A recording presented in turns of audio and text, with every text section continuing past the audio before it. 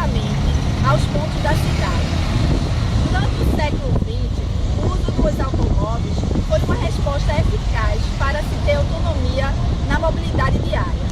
Mas, no início do século XXI, com o aumento do desengarrafamento nas grandes cidades, tem gerado a necessidade de pensar em novas alternativas de transporte sustentável.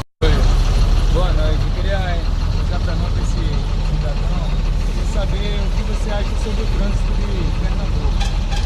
Pernambuco está caótico. Infelizmente, o fluxo de trânsito não tem condições nenhuma de se transitar pela cidade, inclusive toda a região metropolitana. Você vai capital, a região Olindense, Paulista, está caótico. É a palavra certa para definir o trânsito de Pernambuco. Quanto tempo o senhor está no trânsito?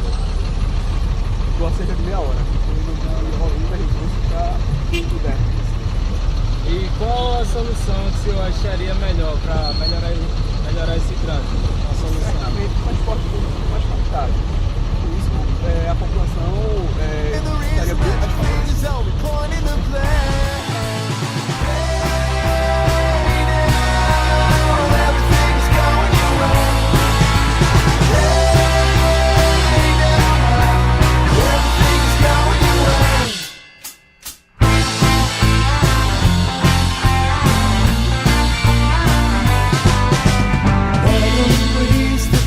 Like leaves, crushed beneath my feet.